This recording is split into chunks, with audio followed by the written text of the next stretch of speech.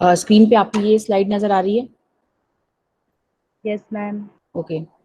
तो कल हम लोगों ने जो है लैंड रिसोर्सेज स्टार्ट किया था, जिसमें मैंने आपको बताया था कि जो land it is a very important natural resource and it is used for different purposes and nothing is possible without land, क्योंकि हम लैंड पर ही खड़े हैं। अगर ज़मीन नहीं होगी, लैंड नहीं हो, भूमि नहीं होगी, तो हम किस पे सर्वाइव करेंगे? Everything is related with the land. So it is a very important resource because इसे हम डिफरेंट पर्पज के लिए यूज़ करते हैं। Like it supports natural vegetation, है ना। जो पेड़ पौधे ग्रो होते हैं वो नेचुरल वेजिटेशन जो भी ग्रो होते हैं वो यहीं पर होते हैं आपके लैंड के ऊपर, ठीक है। Then wild life, human life, जो भी पशु होते हैं, जो मनुष्य होता है, देन जितनी भी इकोनॉमिक एक्टिविटीज़ होती हैं, all are dependent on land. हम चाहे कृषि करें, चाहे हम इंडस्ट्रीज बनाएं, जो भी हम करें, हम लैंड के ऊपर ही बनाते हैं। Then transport and communication system, जो आपकी डिफरेंट मीन्स ऑफ ट्रांसपोर्ट है, लाइक रेलवेज, रोडवेज, ये जितने भी आपके लैंड पे बनाए जाते हैं, and means of communication they are also, वो भी लैंड पर ही बनाए जाते हैं। तो ये है कि land provides base for all the activities by human beings and human also, and जो नेचुरल वेजिटेशन है, पेड़ पौधे भी सब इसी पे ग्रो होते हैं। So nothing is possible without land. Now India has a land under a variety of relief features, mountains, plateaus and plains. India वो डिफरेंट पर्पज के लिए इस्तेमाल की जाती है। लाइक मकी हमारी इंडिया में जो लैंड है वो डिफरेंट रिलीफ फीचर्स के अंडर में है, ठीक है। और वो रिलीफ फीचर्स कौन से हैं? 43% प्लेन एरिया है, देन 30% माउंटेन्स है हमारे इंडिया में, एंड 27% पठार है। पठार मीन्स प्लेट्यू। जैसे साउथ, अगर आप पूरा इंडिया के मैप की बात करेंगे, मान लो जैसे ये इंडिया का मैप है, ठीक है। ये बहुत अच्छा तो नहीं बन रहा, लेकिन जैसा भी बन रहा है आप थोड़ा सा बस ऐसे आइडिया ले सकते हो, ठीक है। अब जैसे ये है, ठीक है, ये पूरा जो अगर इंडिया का मैप है ये, तो ये जो पूरा एरिया है वो प्लेट्यू है। साउथ का जो एरिया है वो पूरा प्लेट्यू है, पठार है। ये जो पूरा एरिया है ये आपका प्लेन है, जो आपको पंजाब से लेके यूपी, बिहार, ये पूरा वेस्ट बंगाल तक ये पूरा प्लेन एरिया है। ये जम्मू कश्मीर है, हिमाचल है, उत्तराखंड के जो पार्ट्स है, नॉर्थ ईस्ट का पार्ट है, ये सब आपके किस में आते हैं? माउंटेन्स में आते हैं, ठीक है। तो मैक्सिमम जो हमारे इंडिया में एरिया है वो प्लेन है, देन 30% माउंटेन्स है, एंड जो है आपका 27% प्लेट्यू है। एंड ये डिफरेंट रिलीफ फीचर्स के जो है अपनी खासियत होती है। अपने जैसे कि प्लेन एरिया है वो किस लिए आपको यूज होता है आपको पता है यार? प्लेन एरियाज जो है वो किस लिए यूज होते हैं आपको पता है? फॉर एग्रीकल्चर पर्पस, क्योंकि वहाँ पे फर्टाइल सॉइल होती है। देन आपके माउंटेन्स जो होते हैं वो सिनिक ब्यूटी के लिए होते हैं, टूरिज्म के लिए होते हैं, ठीक है, एंड मिनरल्स में रिच होते हैं mountains. Then plateaus again they are also rich in minerals, and mountains are source of different rivers. तो डिफरेंट जो लैंड टाइप्स है, डिफरेंट उसके यूजेस होते हैं। नाउ लैंड यूटिलाइजेशन में, भारत में जो लैंड है वो डिफरेंट पर्पस के लिए इस्तेमाल किया जाता है, जिसको हम कहते हैं लैंड यूटिलाइजेशन पैटर्न। देखो, land resources are used for the following purpose. Forest, या जो भी भारत में भूमि है, लैंड है, उसमें आपको ये जो है चीजें नजर आएंगी, या तो वहाँ पे जंगल होगा, फॉरेस्ट होगा। Then land not available for cultivation, then कुछ एरिया ऐसा होगा, लैंड ऐसा होगा जहाँ पे खेती नहीं होती, कृषि नहीं की जा सकती। क्यों? क्योंकि या तो वो एरिया बैरन है, या तो वेस्टलैंड है, मतलब बंजर है और बेकार है, तो इसलिए वहाँ पे कृषि नहीं की जाती है। Then land put to non agricultural uses, और कुछ भूमि ऐसी है जहाँ पे हम कृषि को छोड़कर अन्य काम करते हैं, लाइक हम वहाँ घर बनाते हैं, हम वहाँ इंडस्ट्रीज बनाते हैं, ठीक है। तो देखो, मेनली किसी भी कंट्री में जो एरिया होता है या तो फॉरेस्ट के अंडर होता है, या तो एग्रीकल्चर के अंदर में होता है, या तो नॉन एग्रीकल्चरल एक्टिविटीज के अंडर में होता है। तो फॉरेस्ट तो आपको पता ही है, एग्रीकल्चर भी आपको पता है। और नॉन एग्रीकल्चर जैसे कि मान लो वहाँ पे इंडस्ट्रीज होंगी, वहाँ पे घर बने होंगे, है ना। देन कुछ एरियाज जो होते हैं वो बैरन एंड वेस्ट होते हैं, जो किसी काम के नहीं आते हैं। Then other uncultivated land such as land for pasture and grazing. Then कुछ एरियाज ऐसे होते हैं जहाँ पे जो चारे के लिए होते हैं, जहाँ पे गाय भैंस जो होती है, कैटल जो होती है, वो चारा खाती हैं। देन नेक्स्ट आपका net sown area. Net sown area वो एरिया होता है जहाँ पे हम साल में एक बार कृषि जरूर करते हैं, मतलब वो खाली नहीं रहता है, वहाँ पे साल भर में एक ना एक बार तो कृषि जो है प्रॉपर तरीके से की जाती है। तो ये हो गया। देन ये आप थोड़ा सा पाई चार्ट है, वो आप खुद देख लीजिएगा। अभी मैं जो है उससे ज्यादा जो इंपॉर्टेंट टॉपिक्स है वो बता रही हूँ। Like land degradation, I have already explain this topic in the previous class. Like land degradation basically means decline in the quality and fertility of the land, ठीक है। जब लैंड की क्वालिटी डिक्लाइन हो जाती है, कम हो जाती है, तो तब उसे हम क्या कहते हैं कि जो भूमि है वो उसका निम्नीकरण हो गया, मतलब वो बेकार हो गई है, उसे हम लैंड डिग्रेडेशन कहते हैं। ठीक है, लार्ज स्केल सॉइल इरोजन। अभी जो लैंड डिग्रेडेशन है, देखो लैंड के ऊपर जो है सॉइल की कवर होती है और वही उसको इंपॉर्टेंट बनाती है। अगर सॉइल की कवर हट जाएगी तो कोई भी जो लैंड है वो क्या हो जाएगा, बेकार हो जाएगा मनुष्य के लिए। ठीक है, तो अब जो हमारा सॉइल का लैंड का टॉप मोस्ट लेयर जो होती है, सॉइल जो होता है वो कैसे मतलब गायब हो जाती है, उसको हम कहते हैं सॉइल इरोजन। सबने उसका जो है नाम सुना होगा, सॉइल इरोजन। सॉइल इरोजन क्या होता है कि जब टॉप लेयर सॉइल की उड़कर या बहकर कहीं और चली जाती है तो उस एरिया में क्या हो जाता है, सॉइल इरोजन हो जाता है और पूरा का पूरा जो लैंड होता है वो डिग्रेड हो जाता है। ठीक है, so large scale soil erosion caused by running water and wind. तो रनिंग वाटर का मतलब क्या है, मान लो से बारिश हुई या कहीं बाढ़ आ गई तो क्या होता है, बहुत तेज रफ्तार में पानी आता है वेलोसिटी से और वो क्या करता है, मिट्टी को बहाकर लेके चला जाता है। आप देखिए कभी भी घर के बाहर आपकी बारिश होती है और बारिश जब खत्म होगी तो आप देखिएगा कहीं जगह जगह पे ना आपकी वो एक लंबी सी रिल टाइप की बनी होगी, वहां से मिट्टी बह कर कहीं और चली गई होगी। तो वो आपका एक स्मॉल एग्जाम्पल है इरोजन का, सॉइल इरोजन का। और ऐसा बहुत बड़े बड़े एरियाज में होता है, या तो हवा बहुत तेज चल रही है तो वहां से मिट्टी उड़कर कहीं और चली गई। Then dumping of waste materials from mining centres and industrial units. And then land degradation का दूसरा रीजन क्या होता है, जब इंडस्ट्रीज जो होती है वो अपना प्रदूषित और जो गंदा और टॉक्सिक और केमिकल वाला जो वेस्ट मटेरियल होता है वो जाके लैंड पर फेंक देती हैं, तो उससे भी आपका जो जमीन होती है वो खराब होनी शुरू हो जाती है। क्योंकि जब बारिश होती है तो उसका जो केमिकल होता है वो जमीन के अंदर चला जाता है और पूरे लैंड को डिग्रेड करता है। देन माइनिंग के बारे में मैंने आपको बताया ही था। देन ओवर इरिगेशन, ओवर जितनी जरूरत है नहीं उतनी अगर आप पानी डालोगे जमीन के ऊपर खेती करते समय तो या तो मिट्टी खारी हो जाएगी या तो उसमें जो है आपका एसिड हो जाएगा, एल्कलाइन हो जाएगा। ठीक है, then over grazing by animals and deforestation by man. Over grazing by animals मतलब वही भी मैंने आपको बता दिया कि जब ज्यादा जो है घास खा जाते हैं एक ही जगह, बार बार चरवाहों को लेके जाओगे, कैटल्स को लेके जाओगे तो उससे भी दिक्कत होती है। Then minerals processing like grinding of limestone for cement industry and calcite and soapstone for ceramic industry creates a lot of dust. This dust is deposited in the neighboring land. अब कुछ यहाँ पे बताया जा रहा है, कुछ इंडस्ट्रीज ऐसी होती हैं जहाँ पे कटिंग का काम चलता है ना, मार्बल कटिंग हो गया या फिर कुछ ईंटे पत्थर काटते रहते हैं वो, तो उससे जो डस्ट निकलती है वो लैंड पे जाके डिपॉजिट हो जाती है, जिससे कि लैंड बंजर हो जाता है, खराब हो जाता है। अब इसी का अपोजिट होगा लैंड कंजर्वेशन मेजर्स, कि हम लैंड को कैसे कंजर्व कर सकते हैं। उसमें देखिए फर्स्ट पॉइंट क्या है, soil erosion can be prevented by ending deforestation. देखो जितना आप पेड़ लगाओगे और डिफॉरेस्टेशन को रोकोगे रोकोगे कंट्रोल करोगे उतना ही ज्यादा जो है आपका लैंड कंजर्व कर सकते हो आप। क्योंकि देखो जो पेड़ होते हैं वो अपने रूट्स के थ्रू सॉइल को पकड़ के रखते हैं। अगर आप पेड़ को हटा दोगे, ग्रासेस को हटा दोगे तो क्या होगा, सॉइल जो होगी वो लूज जाएगी, है ना, और वो किसी को पकड़ के नहीं रख पाएगी, मतलब वो उसे होल्ड करने वाला कोई नहीं रहेगा। उस केस में जैसी बारिश होगी, जैसी हवा चलेगी, वो मिट्टी उड़कर चली जाएगी, तो सॉइल इरोजन होगा।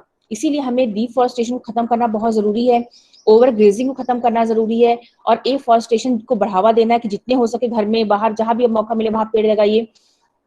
Then practice terrace farming in hilly areas. आप पहाड़ों में आपने खुद देखा होगा कि किस तरह से स्टेप फार्मिंग और टेरेस फार्मिंग की जाती है। देन शेल्टर बेल्ट बनाना।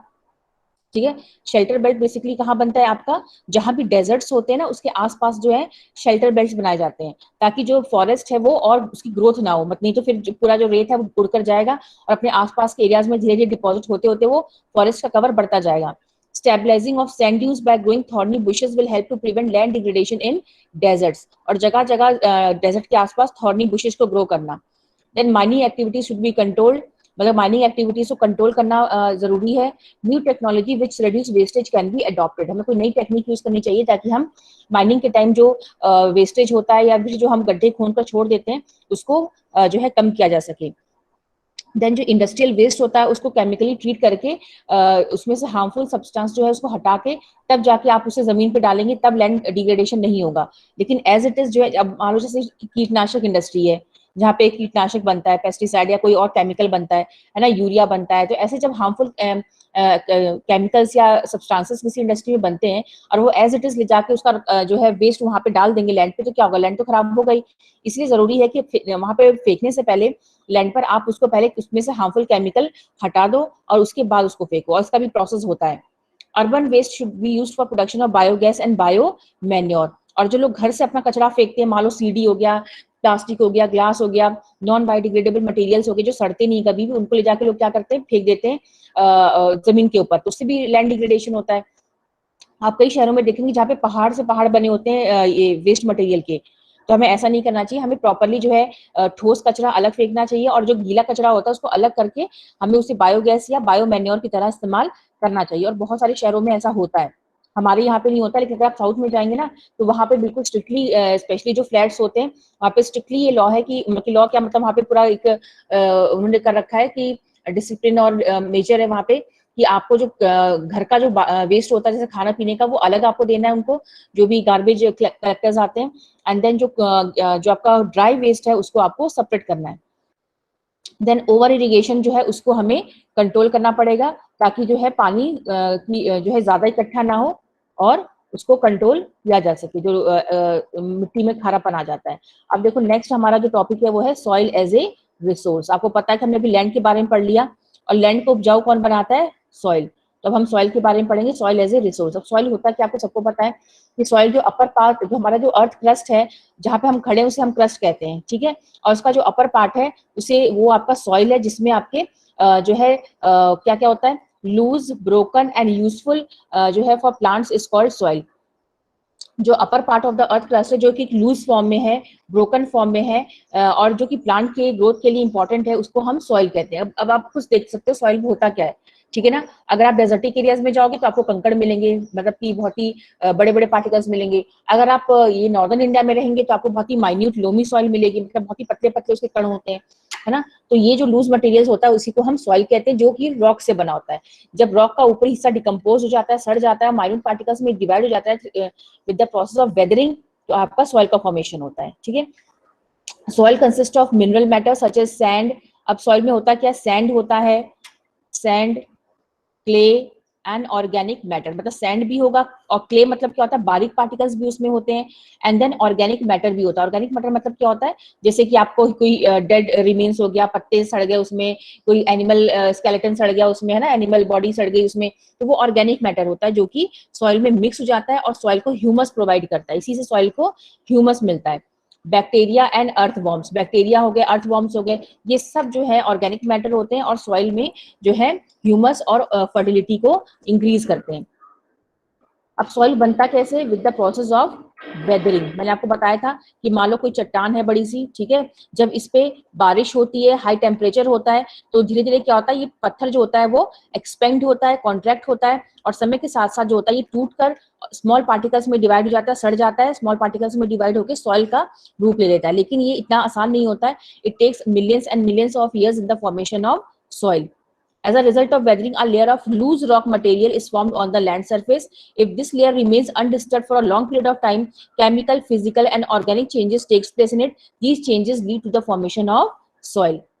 ठीक है, तो ये मैंने आपको बता दिया सॉइल फॉर्मेशन कैसे होता है, with the help of process of weathering. और वेदरिंग क्या है, weathering is the disintegration and decomposition of rocks due to climatic factors. मान लो आपने बहुत बड़ी चट्टान अपने घर के बाहर देखी है, जब उस पर कॉन्टिन्यूस बारिश होगी, उसके पोरस स्पेसेस जो है, छेद होते हैं जो पत्थरों में, रॉक्स में, उससे क्या होता है, पानी इनके अंदर एंटर कर जाता है। जब धूप निकलती है तो वो पानी गायब हो जाता है, जो चट्टान होती है वो फिर से सिकुड़ जाती है। तो ये कॉन्टिन्यूस एक्सपेंशन एंड कॉन्ट्रैक्शन होता है, और समय के साथ साथ वो चट्टान टूट जाती है, सड़ जाती है और टूट जाती है, और बारीक जो है सॉइल में कन्वर्ट हो जाती है। Now factors which influences soil formation processes. अब कौन से फैक्टर्स होते हैं जिनपे सॉइल फॉर्मेशन डिपेंड करता है। फर्स्ट इज क्लाइमेट, ठीक है, जैसा क्लाइमेट होगा जिस एरिया का, उस तरह का सॉइल फॉर्मेशन होगा। क्लाइमेट में क्या आता है, rainfall, temperature, ice, so all these factors influence humidity, they affect soil formation. जो मैंने अभी आपको बताया था कि कैसे किस तरह से बारिश और धूप निकलती है तो वेदरिंग का प्रोसेस होता है। देन टोपोग्राफी पे भी डिपेंड करता है, ठीक है। अगर पहाड़ होगा तो पहाड़ों पर इतना जो है इन डेप्थ सॉइल फॉर्मेशन नहीं हो पाता है, वहां पे प्रॉपर, क्योंकि ढलान होती है तो वहां पे प्रॉपर तरीके से सॉइल फॉर्मेशन नहीं हो पाता है। कोई भी चट्टान मान लो सड़ रही है, जो भी हो रहा है, कभी बारिश हुई, कुछ ऐसा लैंडस्लाइड आया तो पूरी पूरी चट्टान नीचे चली गई, तो वहां पे चट्टान फिर बसती ही नहीं है, उसके बारीक पार्टिकल्स बसते ही नहीं कि वहां पे सॉइल फॉर्मेशन हो पाए, तो वो अनस्टेबल पार्ट माना जाता है। जो सबसे स्टेबल पार्ट माना जाता है वो है आपका प्लेन एरिया, जहाँ पे प्रॉपर तरीके से सॉइल जो है बहुत ही गहरी, बहुत ही इन डेप्थ मतलब सॉइल फॉर्मेशन होता है, क्योंकि यहाँ पे कोई डिस्टर्बेंस नहीं होता ना, यहाँ पे स्लोप ढलान नहीं है। The nature of parent rock. अब सॉइल फॉर्मेशन जो आपको पता है कि सॉइल किससे बनती है, किसी ना किसी तरह के रॉक से बनती है। अब ये जो रॉक होता है, जिस तरह का रॉक होगा उसी तरह का सॉइल फॉर्मेशन होगा, तो उसको हम कहते हैं पेरेंट रॉक। ठीक है, पेरेंट रॉक से सॉइल का फॉर्मेशन होता है। आपको पता है रॉक्स कितने तरह के होते हैं, igneous, sedimentary and metamorphic rocks. तो जैसा रॉक होगा वैसा ही आपका सॉइल का फॉर्मेशन होगा। जो रॉक में फीचर्स होंगे, केमिकल एंड फिजिकल कैरेक्टरिस्टिक्स होंगे, वही केमिकल कैरेक्टरिस्टिक्स और जो प्रॉपर्टीज हैं वो आपके सॉइल में भी जाएंगे। देन नेक्स्ट है आपका vegetation. Vegetation also plays an important role. जितना ज्यादा उस सॉइल में उस जो आपका डिसइंटीग्रेटेड रॉक मटेरियल होता है उसमें जितने ज्यादा प्लांट्स और डेड रिमेन्स उसमें मिक्स हो जाएंगे, उतना ही ज्यादा वो सॉइल में ह्यूमस होगा और सॉइल फर्टिलिटी इंक्रीज होगी। ठीक है, ऑर्गेनिक मैटर जो है जितना ज्यादा होगा उतना ही आपका सॉइल फर्टाइल होगा। नाउ टाइप्स ऑफ सॉइल, हम इसे बहुत फटाफट कंप्लीट करेंगे। Alluvial soil, red soil, black soil, laterite, desert and mountain soil. ये इंपॉर्टेंट सॉइल्स हैं जो इम्पॉर्टेंट मतलब डिफरेंट कंट्रीज में, स्पेशली इंडिया में पाए जाते हैं। अब आप इसमें देख सकते हो कि एलुवियल सॉइल जो है सबसे फर्टाइल सॉइल है, most fertile soil of India. Then ये बनता कैसे, जब नदियां अपने साथ जो है सिल्ट लेकर आती है तो और अपने आसपास के एरियाज में जमा कर देती है, तब आपका सॉइल एलुवियल सॉइल का फॉर्मेशन होता है। सो बेसिकली ये बहुत ही फाइन सॉइल होती है, इसके जो कण होते हैं वो बहुत ही बारीक होते हैं। Clayey loamy, it is found in the northern plains, Gujarat plains and coastal plains of India. तो ये आपके पूरे उत्तरी मैदान में पाए जाते हैं। महाराष्ट्र, ये सॉरी यूपी, बिहार, उत्तराखंड से आपका स्टार्ट हो जाता है, क्योंकि रिवर गंगा यहाँ से खूब सारा सेडिमेंट लेकर आगे जाती है। देन इट कंसिस्ट ऑफ, इसमें क्या क्या होता है, सैंड होता है, सिल्ट होता है एंड क्ले होता है। देखो इनकी जो कण होते हैं वो धीरे धीरे बहुत बारीक होता है। सैंड जो होता है थोड़ा सा मोटा होता है, सिल्ट उससे पतला और क्ले सबसे बारीक होता है। देन आपका ये खद्दर एंड भांगर में डिवाइडेड है। खद्दर मतलब new alluvial soil and Bangar मतलब न्यू, खद्दर मतलब ओल्ड एलुवियल एंड बांगर मतलब सॉरी क्या दिया हुआ है, khadar is the new alluvial soil. Sorry, बहुत ध्यान सुन लेना। खद्दर जो है आपका न्यू एलुवियल सॉइल होता है और जो बांगर है आपका ओल्ड एलुवियल सॉइल होता है। अब इस सॉइल में होता क्या, कौन कौन से न्यूट्रिएंट्स होते हैं, इसमें पोटैश होता है, फॉस्फोरिक एसिड होता है एंड लाइम होता है। So it is fertile and इसमें हर तरह के क्रॉप्स को आप ग्रो कर सकते हो, चाहे वो शुगर केन हो, राइस हो, व्हीट हो, चाहे डिफरेंट टाइप्स ऑफ पल्सेस दालें हो, तो इसमें आप जो है कुछ भी ग्रो कर सकते हो। अब यहाँ पे भांगर, बंगर और खद्दर में अंतर दिया हुआ है। भांगर is the largest part of northern plain and is composed of the old alluvial soil. तो भांगर ओल्ड एलुवियल सॉइल है और खद्दर आपका यंगर एलुवियल सॉइल है। Bhangar they lie above the flood plains, they resemble terraces. ठीक है, then khadar, the soil in this region is renewed every year in and is highly fertile. Khadar जो soil है वो आपको जो है अपने जस्ट जो आप आसपास देखोगे वो आपका न्यू सॉइल है, क्योंकि हर साल जो नदी अपने साथ सेडिमेंट लेके आती है उसको जमा करती है, उसको हम खद्दर कहते हैं। वो सब ऊपर देखने को मिलेगा, लेकिन जो सबसे नीचे दबा रहता है वो आपका भांगर होता है, क्योंकि वो पुरानी सॉइल होती है, वो नीचे दबी होती है। Bhangar, the soil of this region is locally known as kankar and is composed of calcareous deposits. इसमें जो है कैल्शियम डिपॉजिट्स होता है। Then khadar, this region is very suitable for intensive agricultural activities, और ये जो है आपका बहुत ही फर्टाइल सॉइल होती है। खद्दर ज्यादा फर्टाइल होता है, भांगर कम फर्टाइल होता है। नेक्स्ट आता है ब्लैक सॉइल। ये देख सकते हैं आप ब्लैक सॉइल, इसको हम रिगर सॉइल के नाम से भी जानते हैं। Black soil is also known as regur soil, और ये कॉटन की ग्रोथ के लिए बहुत सबसे बेस्ट होता है। ये डेक्कन एरिया में पाया जाता है, मतलब जो आपका महाराष्ट्र गुजरात का एरिया है वहां पे पाया जाता है। It has high water retaining capacity, मतलब ये लंबे समय तक पानी को अपने अंदर रिटेन करके रख सकता है। Soil is sticky when wet and shrink when dried. जब तक इसमें पानी रहेगा ये बहुत ही चिपचिपा सा हो जाता है, स्टिकी हो जाता है। जैसे इसमें से पानी सूख जाता है ये बहुत ही सूख जाता है, बहुत ही ड्राई हो जाता है, इसमें क्रैक्स डेवलप हो जाते हैं। देन ये iron, lime, calcium, potassium, aluminium and magnesium में काफी रिच है। Whereas it is deficient, इसमें किस चीज की कमी है, नाइट्रोजन इसमें कम है, फास्फोरस कम है एंड इसमें ऑर्गेनिक मैटर काफी कम है। इसका कलर क्या होता है, एकदम गहरा काला रंग होता है या फिर हल्का काला रंग, दोनों मतलब कि ब्लैक ही होता है। और ये पाया कहाँ जाता है, महाराष्ट्र, गुजरात, मध्य प्रदेश एंड इंडिया के छत्तीसगढ़ स्टेट में ये सॉइल पाई जाती है। देन नेक्स्ट है रेड सॉइल, आप ये देख सकते हैं रेड सॉइल। ठीक है, ये उन एरियाज में पाया जाता है जहाँ पे बारिश कम होती है।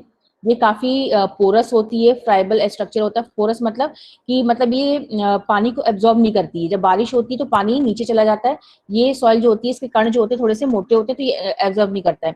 इसमें एब्सेंस ऑफ लाइम, कंकड़, it is deficient in lime, phosphorus, इसमें लाइम, फॉस्फेट, मैंगनीज, नाइट्रोजन और ह्यूमस, मतलब इसमें मेनली न्यूट्रिएंट नहीं होते, तो ये बहुत ज्यादा फर्टाइल सॉइल नहीं होती है। अब इसमें क्योंकि आयरन ज्यादा होता है, इसीलिए ये किस कलर का होता है, red.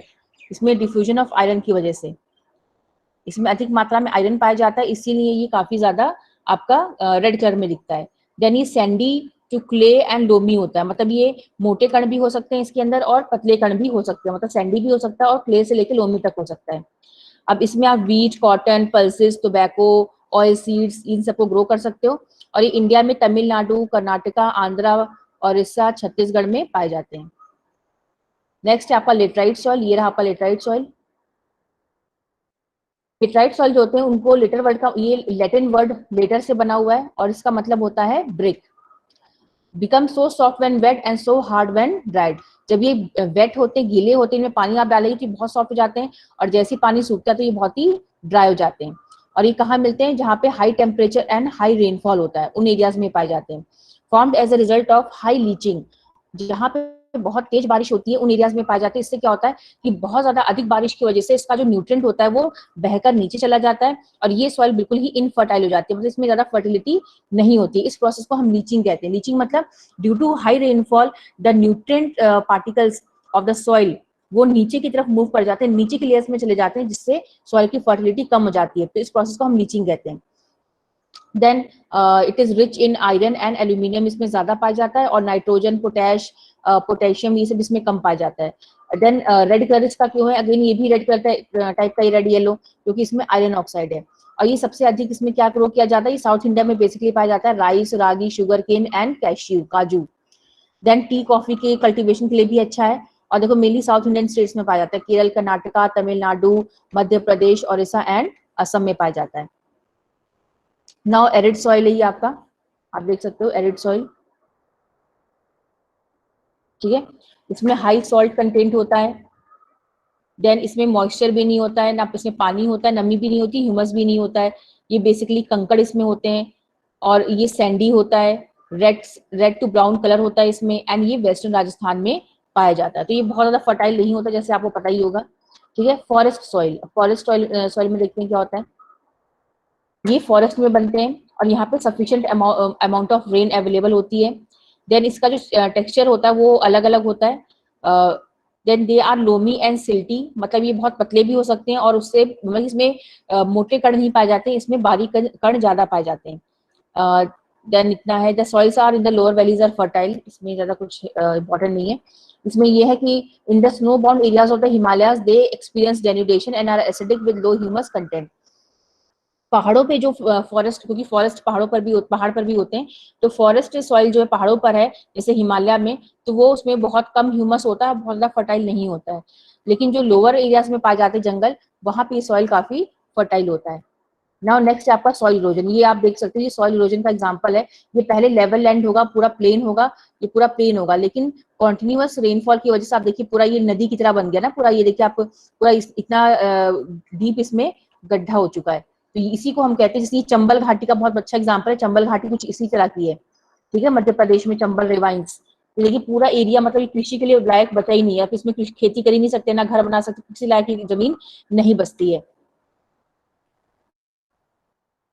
Then removal of top soil from one place to another by natural agencies is called soil erosion. अब soil erosion क्या होता है, जब when top layer of the soil is removed by natural agencies, वो natural agencies क्या होती हैं, running water, जब रेनफॉल होता है, बारिश का पानी होता है, या फिर जब बाढ़ आ जाती है, तो उससे जब टॉप लेयर हट जाती है, या फिर बहुत तेज हवा चलती है, तो उसकी वजह से सॉइल इरोजन का प्रोसेस अकर होता है।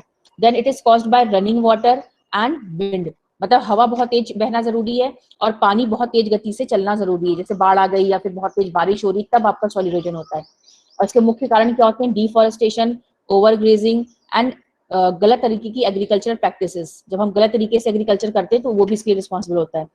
टू टाइप्स ऑफ इरोजन कौन सा होता है, गली इरोजन एंड शीट इरोजन। जो अभी मैंने आपको दिखाया था वो गली इरोजन था, क्योंकि वो डीप था, ठीक है। शीट मतलब क्या होता है, जब एक बहुत लंबे चौड़े एरिया का जो सिर्फ टॉप लेयर, पतली सी लेयर बह के चली जाती है, गहराई में नहीं, सिर्फ टॉप लेयर बह के चली जाती है, तो उसको हम शीट इरोजन कहते हैं, ठीक है। ये आपका गली इरोजन वही है जो मैंने आपको बता दिया। अब ये देखिए, ये गली इरोजन का आपका एग्जाम्पल है, देखिए ये वर्टिकली हुआ है। अब शीट इरोजन का आप एग्जाम्पल देखिए, ये है ना, इसमें गहराई नहीं है, लेकिन ये पतली सी लेयर बहकर चली गई है। तो ये आपका शीट इरोजन का एग्जाम्पल है। नाउ सॉइल कंजर्वेशन मेजर्स, अब हम सॉइल को कंजर्व कैसे कर सकते हैं। पहला है कॉन्टूर प्लॉइंग करना। कॉन्टूर प्लॉइंग आप देख लीजिए, इस तरह से प्लॉइंग करना, इसे हम कॉन्टूर प्लॉइंग करते हैं, जैसे स्पेशली ये पहाड़ों पर होता है, ठीक है। तो इस तरह की हम प्लॉइंग कर सकते हैं। टेरेस फार्मिंग, टेरेस फार्मिंग भी देखिए इस तरह का आपने पहाड़ों पर देखा होगा, स्टेप टाइप का फार्मिंग होता है ना, सीढ़ी नुमा खेती जिसको हम कहते हैं। तो इससे क्या होता है, पहाड़ों पर आपके इरोजन नहीं होगा, क्योंकि यहाँ पे आपने कुछ ना कुछ क्रॉप्स ग्रो कर रखा है। तो क्रॉप्स क्या करते हैं, सॉइल को पकड़ के रखते हैं, इससे जब भी बारिश होती है तो सॉइल बहकर नहीं जाता है। देन स्ट्रिप क्रॉपिंग होती है, ये देखिए आप स्ट्रिप क्रॉपिंग, मतलब जब आपका बहुत बड़ा खेत होता है तो आप उसको क्या करते हो, डिफरेंट पार्सल्स में डिवाइड कर देते हो, और एक जगह आपने मान लो जैसे इस तरफ एक घास टाइप का कुछ आपने ग्रो कर रखा है, तो इस तरफ आपने ऊंचे ऊंचे क्रॉप्स ग्रो कर दिए, तो इसको हम स्ट्रिप क्रॉपिंग कहते हैं, ताकि यहाँ सॉइल इरोजन, अब देखिए यहाँ पे सॉइल इरोजन नहीं हो पाएगा, क्योंकि दोनों तरफ क्या है आपके लंबे लंबे जो है आपके क्रॉप्स ग्रो, चाहे वो व्हीट हो चाहे राइस हो, उसको हम स्ट्रिप क्रॉपिंग कहते हैं। देन आपका शेल्टर बेल्ट, शेल्टर बेल्ट ये देखिए, ये खाली एरिया है, यहाँ पे इरोजन हो सकता है, लेकिन यहाँ पे उन्होंने क्या किया, पेड़ पौधे काफी ज्यादा अमाउंट में ग्रो कर दिए, ताकि मिट्टी जो है बहकर या उड़कर कहीं ना जाए, स्पेशली डेजर्ट एरियाज में किया जाता है, ठीक है। तो ये आपके कुछ शेल्टर बेल्ट बनाना, देन कॉन्टूर प्लॉइंग करना, स्ट्रिप क्रॉपिंग करना, देन स्टेप टेरेस फार्मिंग करना, कॉन्टूर प्लॉइंग करना, ये कुछ स्ट्रेटेजीज है जिनके थ्रू हम सॉइल को कंजर्व कर सकते हैं और उसको बचा सकते हैं, because soil is a very important natural resource जो हमारी एग्रीकल्चर को सपोर्ट करता है, ठीक है। तो आई होप कि ये आपको समझ में आ गया होगा।